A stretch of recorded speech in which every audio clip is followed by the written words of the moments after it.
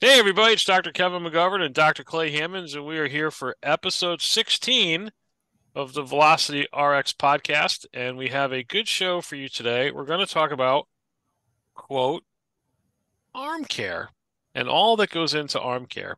And so, hey, Clay, welcome. You're all decked out in Oh, sorry. garb Drinking today. coffee, You look good. You got all kinds of logos. You look good. man. It's been for the playoffs. It's good. Your Braves aren't in the My playoffs, but Braves, hey, my Braves are not there, man. It's a sad, sad, sad postseason for us, but tough season. it's okay. So you wanted to talk about arm care, and I think it's great Yeah, because we hear the word arm care and people think again, just like with everything is specialized that it's just the arm, but the arm is, I think if we look from the book on disability, I think the appendages are only 18%. Each arm is 18%, each leg is 18%. So that doesn't add up to the whole body. So give me some give me some points on arm care. yeah. Arm care. I think that's a. I mean, it's a hot topic, and you're hearing a lot about it. But most of the stuff that you see related to arm care is just driven by the name arm care, and so a lot of J-band work after you throw, things like that, which is fine. I think that's a piece of it, but arm care isn't enough. It should be body care, right? Uh, Agreed. I mean, the arm's just a piece of the pie. And while I do think that you should go assess things in the arm, but we should also be doing mobility for the spine, for the hips, the legs, things like that after. So arm care is not enough. I think that should be changed to body care after you throw. Well, especially like you said a couple shows ago, which I think was literally brilliant. And I'm just going to tell you that I have stolen it, and I don't care what you say. Is is you called um the arm the caboose, right? In the train, right? We're talking about a Yeah. train that we're all in 1,000% agreement that the arm should move last in this kinematic sequence, and you called it the caboose, which I thought was fantastic, and I have since stolen it. I'll give you credit once in a while, but Thanks. Yeah, there you go. so caboose is one part of a series of cars in this Yeah. train. So why don't we just kind of go back and forth here? And so give me, if someone was coming to, you know, Clay Hammond's Yeah. physical therapy for arm care, give me like what's the first thing you would do? Or what's your top thing? Yeah, I think you start with, and this is a more holistic approach, but I mean, you start with nutrition, So say you go throw, right? Okay, I want you to drink lots of water, like lots of water after you throw the next day, that night, whatever it is, right? Eat well. Okay, so make sure you're getting your carbs in, protein in. Going to give a shout out to my boy Nick Olimpke. Nick, I was just gonna say, Yeah, Nick's got Nick's who's the got Nick's man. So who's the man on nutrition. that's not my forte so much to really get into the details of the nutrition part, but just make sure you're eating good stuff. Make sure you're drinking lots of water after. Um, Next day, I like to do some type of flush, right? Whether that's go for a run, sprint work, things like that to flush out the lactic acid. Yeah, and then doing some sort of um, running, whether it be sprint work. I really like sprint work after, rather than long distance running, but something to help flush the lactic acid out. Right? We want Nice. to, yeah, we want to get that bad stuff out of there. And then something that I think is not done well is some type of soft tissue mobilization, especially looking at trigger points. Right? Hmm. So, what is a trigger point? For those that don't know, a trigger point is a taut band of muscle, right? That that doesn't allow the muscle to extend properly, or won't allow the muscle to contract properly. So you will lose power output after, Hmm. right? And so if we don't get those trigger points out, those are some things that you're going to see that you want to have to be able to pitch effectively, right? You want full range of motion, and you want full contractility of that muscle to be able to throw as hard as you should be able to throw. And so finding those trigger points, doing some sort of myofascial release or gun work on those trigger points. I really like a lacrosse ball. in the Yep. player's bag to do some type of myofascial release. So, and then, um, and then working on stretching mobility of the muscles and joints, not just the arm. I think, yeah, arm is one thing again, but ignoring the spine is dumb, right? It Yeah, is absolutely. Going to that. your point about, soft tissue, in addition, things that you can do at home that doesn't require a therapist's hands. To me, there's no better. To me, everything starts at the spine, right? I agree. That's kind of like the body's, you know, fuse box, right? Meaning that if we have an alignment issue with one of the vertebrae, that's going to impinge on a nerve, just like we're flipping off the fuse in your house, and then everything along that channel is not going to work correctly or have issue. So to me, there's no better alignment tool on the planet than a 36-inch half foam roller, right? So Yeah. I start all my players on that, lying longitudinally on their back, knees bent, palms up, arm just relaxed, and that's where I'll start doing all my basic arm care exercises from the core out. I like to work from proximal, meaning at the spine, to distal, the extremity. So Mhm. we're talking about scapular depression work, glute sets, pelvic floor exercises, or just even lying there, listening to music, breathing, right? As your spine kind of melds around that roller, then you can do active range of motion. I've got this exercise I call a swimmer. You kind of come up and pull down. Doing all that stuff while on that foam roller is going to mobilize your lumbar spine and your thoracic spine, which are, beaten to poo when we throw, right? We have to have a stable post to rotate around. So when that leg plants, we're rotating that spine. I, I haven't seen anyone in social media say, here's our arm care program. We're starting with spine. I just haven't seen Yeah. it. Maybe they're not posting it. Yeah. I haven't seen it. So as you go back to, I'm stealing your phrase again, Yeah. the caboose, the engine of the train is the spine, right? I kind of tell people, like, when you exercise or do anything, you really should pretend that you have, when you're thinking about, all right, I want to start this, thinking about, all right, I've got prosthetic arms and legs, and how do they move? They move from your spine out. And that's how the exercise program, should be designed in that way. What do you think? No, I agree completely. And then to kind of touch on that a little further, I can't say enough about spinal extension Oh, and mm-hmm, the health of the spine. So you just pitched 6 innings, right? mm-hmm. You just did a ton of forceful flexion rotation. You need to go pay it back with extension, right? So we have to extend the spine and enable um, to ensure that we're securing the health of the disc and the facets. Um, so that is paramount number one in my opinion. I'm a big spine guy. Can't say enough about not ignoring that. So doing some type of mobility work, whether it be camel or cow or whatever animal you want to say, Mm-hmm. cobras, prone press ups, and then starting to work into some rotation work of the spine first. Then you can get into your arm stuff, right? And I don't think a lot of people know that it's not just your shoulder that moves when you throw the ball, right? So like your upper ribs have to rotate backwards that connect right there to the spine, right? Great Spine point. has to go into extension. So ignoring spinal mobility for an arm care routine is not good. And if you're not doing that, then you need to incorporate that into your arm care routine. And then adding to that, people will think, well, the next joint's the shoulder. Nope.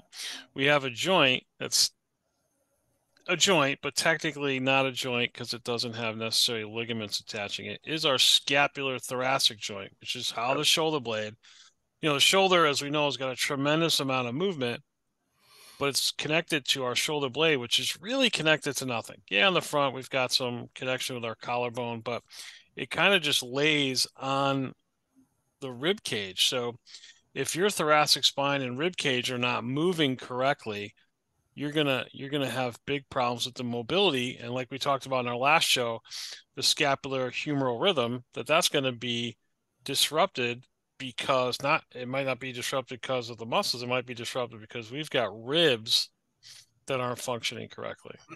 It is a I always say human movements like the game Mousetrap, bing, bing, bing, bing, bing, and then the cage comes down. And if there's, or it's a math equation, and we may get the right answer at the end. We might get our arm all the way up to the top. Oh, yeah, he's got full range of motion. But if the equation isn't correct and we don't have all the steps, we're going to have issue, no Yeah. doubt. And I think that that leads right into the next point is, after you've done that, like I say, okay, your mobility is good, but is your muscle activation good? Right. And you're talking about that scapulohumeral rhythm, about that, you call it what, that 3-to-2 ratio, or some people would say Mm-hmm. 2-to-1 ratio, depending on Yeah, depending on what textbook. what Yep. you're reading. And so making sure that we're not levator dominant, right? And we are activating our upward rotators well enough so that we can clear the glenohumeral joint and we won't Mm-hmm. get shoulder impingement. So then you're getting into your activation work, right? So whether that be band work, which I think everybody does well, or maybe not well, but Yeah, I don't know about everybody, well, because everybody, because everybody I've seen does. disco bands. Have you seen the disco bands? No. Oh, When this, people are yeah, doing this 1,000 miles an hour, which is yeah. doing zero. And that's, yeah. And so, if you're doing that band work, then it's not mechanically sound, then it's not proper activation, right? And mechanic, like you said, mechanically sound, but mechanically or kinesiologically in the correct sequence, starting with the spine, then the Yeah, scapular thoracic joint, then the shoulder, then the elbow, then the wrist. But I mean, I just see kids online doing it, and the first thing I see, of course, is the yeah. shrug. And once you do that, everyone you've done after that is just promoting bad movement. Patterns, yeah. So, everyone asks about band. Oh, did you do your band work? Did you do band? It's kind of like for me, bands and the squat. The squat is the most poorly performed movement in human history. Never seen one even close. That not only is it poorly performed, but poorly instructed. Bands is like a close second. And both exercises are vital or movements, but I think that again, if you're not using the tool correctly, it's going to Mhm. harm you and not help you. What Yeah. say you? No, I agree completely. I mean, I think how you do an exercise is far more important than doing an exercise, just to do it. That's another good point. It's just, yeah, go ahead and write that I'm down. gonna Use write it that next down. to, Hold on. I'm gonna write that yeah, I mean, down. that's my whole thing to my, clients and kids is just, how you do it is more important than doing it, right? Hmm. So focus on how you do that. What muscles are you activating? What muscles aren't you activating? And then if you're doing it correctly, well, great, right? If you're not, and somebody sees that you're not, right, somebody that's qualified, then they can correct it for you. But if you're just doing them to do them because you saw it, hey, these are the 5 exercises for arm care, after you should do it, and you're not doing them correctly, then it's not doing you any good. It's actually doing you harm. Um, Yeah, I mean, like I say, you work out or exercise for two reasons. First and foremost is to stay healthy, and the second is to improve your performance.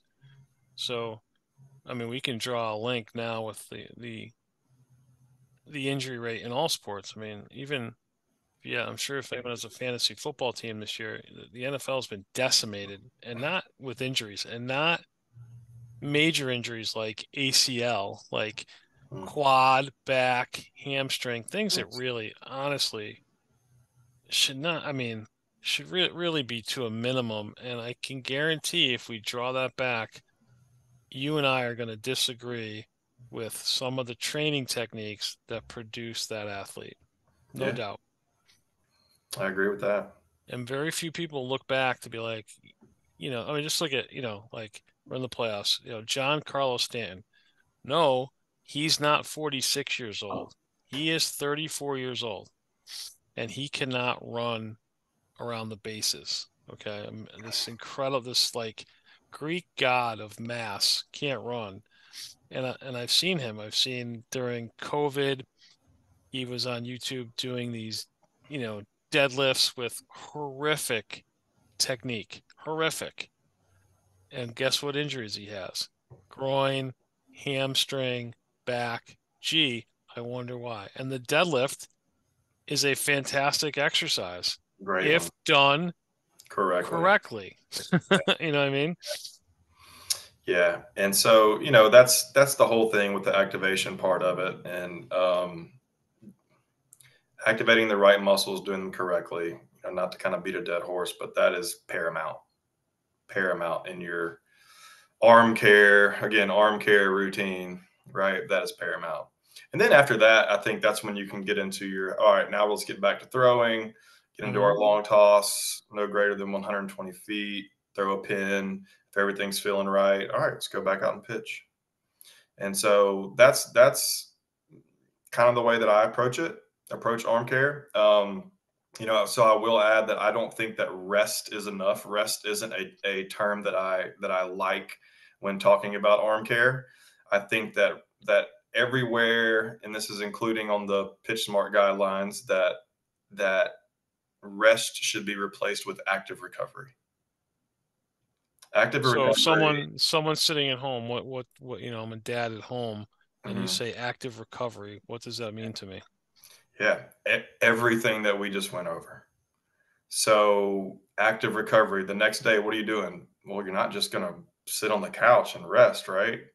I'm going to drink lots of water. I'm going to eat well. I'm going to go for a run. I'm going to flush the lactic acid out. I'm going to assess my body for any sort of soft tissue deficits, i.e., trigger points, right? I'm going to work on those trigger points to get them away. Then I'm going to work on stretching mobility of, yes, my arm, but more importantly, probably my spine, my hips, things of that nature, right?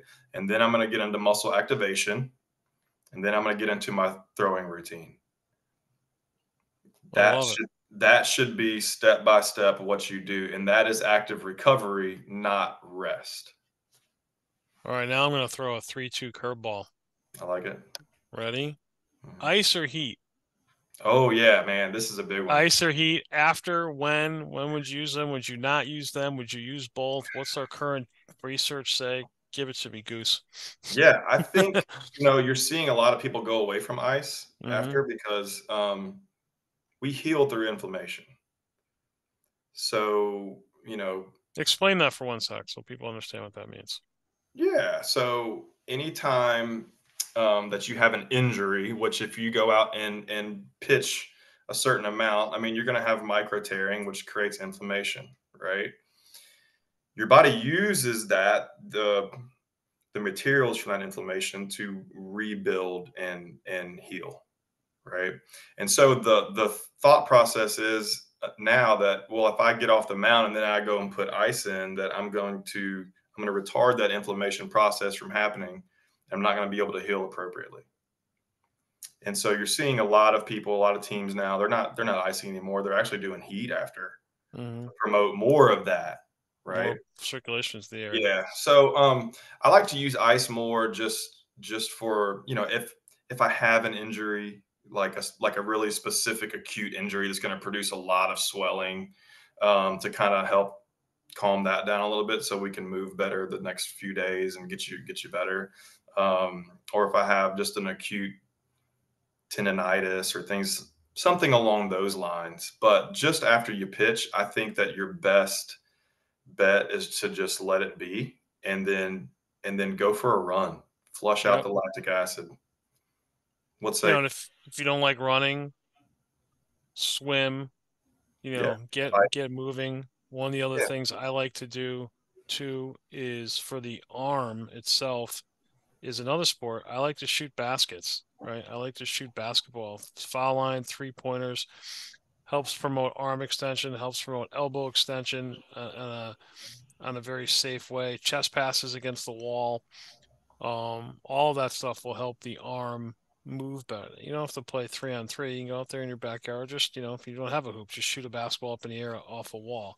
It's another good way. And I do that a lot with my early Tommy John recipients of getting to help get to arm extension because the brain keeps a little picture of exactly when I locked out and all went to hell. And we have to get past that. So staying on the heat and ice, there's been a new craze that we see on the internet that I would never do in a million years, not because it's not good, because I there's just no way. And that would be the cold plunge, where you see, we got celebrities jumping in there, we've got athletes jumping in there for, 2 minutes, 3 minutes, 5 minutes.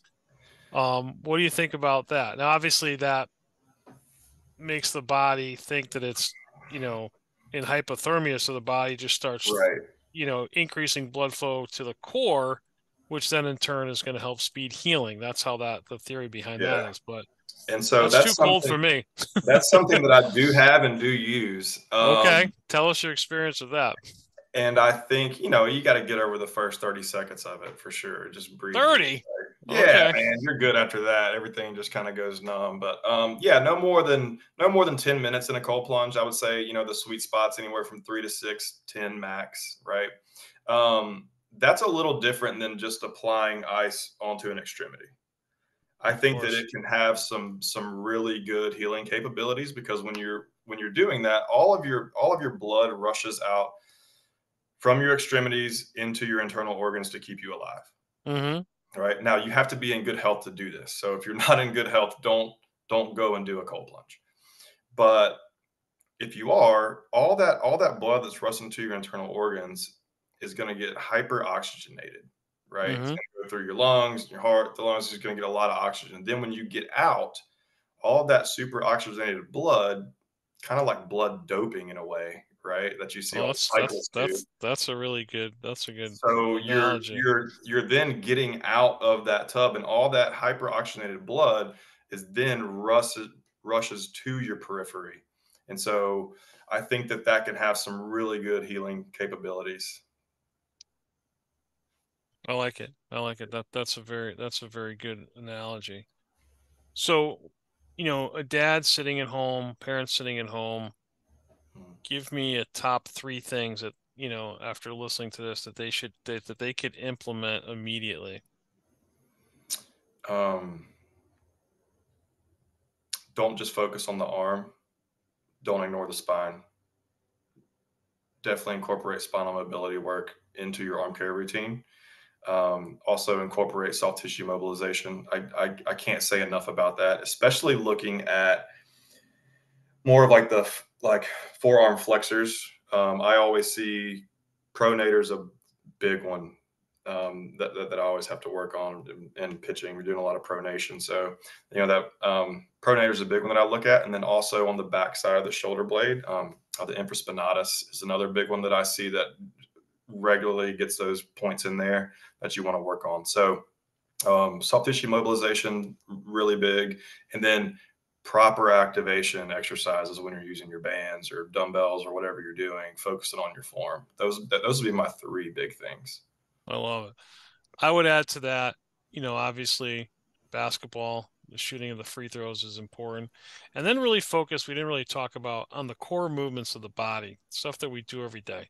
Mm, Squat, lunge, spinal movements, bending, extending, shoulder movements, shoulder flexion, kind of wide ranging shoulder movements, not the specific internal external rotation, but really kind of functional movements with a band, with a stick. Definitely squats we can do off a chair, getting into a chair, and then movements that I call the crane, which is essentially lifting our leg up, balance, all balance. those things.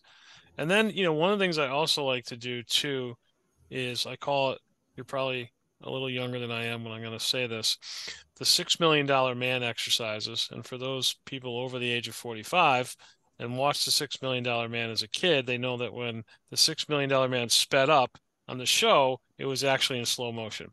And there's no better, to me, to help with muscle memory and kinesthetic sense is to do your wind up in slow motion, to be able to Mm, come up and down and move because, yeah. momentum is fine, but it could be a mechanic killer. So during this time, we should be checking our mechanics, have a checklist, move through it, and we can repeat it in slow motion. Golfers do it a lot with their swing. And it's I've always trained people in slow motion so they can get a feel for balance, and then they'd be, wow, that was hard. Yeah. So Yeah. definitely try it, and you're gonna definitely feel some different muscles pop up on you and be like, oh, I didn't know the, intrinsic muscles of my feet were, Mhm. on so much. Well, yeah, Yeah. but as you fly through them at a million miles an hour pitching, but they're still on, and we need to train them. Mhm. Yeah, and that's when I think too, hitting on another point of, so you're going to get back into your, long toss or your throwing and your pins days, 3 after or whatever. So leading up to that, some good work you can do is that kind of 3 tap drill with the towel that you do. I I like, like I it do it one. with my kids I'll all the I'll time. let you take that as long as I can have the caboose one. Yeah, for All right, sure. So good. yeah, just getting into that really slow, like feeling the lower half work, and then you're not throwing, you got a towel, right? And then we want Yeah, to, takes at the the stress end, off your let arm. it go. Yep, Take stress off the arm. It's a good way to get back into the mechanics of throwing without throwing. I'll throw it. Yep, So all yeah, that. good. All right, awesome. So I implore you, beg you, wish that you would like and subscribe the YouTube page below. That helps us with our audience. It helps getting this podcast out. Our goal here is to help save 1 million arms, one arm at a time. And I thank you again for listening. We got a couple surprises coming up. We may have a surprise major league guest coming up very soon. So please stay tuned and listen. And if there's any topics you'd like to hear from, drop it in the chat, drop it in your comments, and Clay and I will get to it. So thanks, Clay, again for coming on, man. Thanks for having me on, Kevin. You got it. All right, guys. Thank you. Good night. Thanks for listening.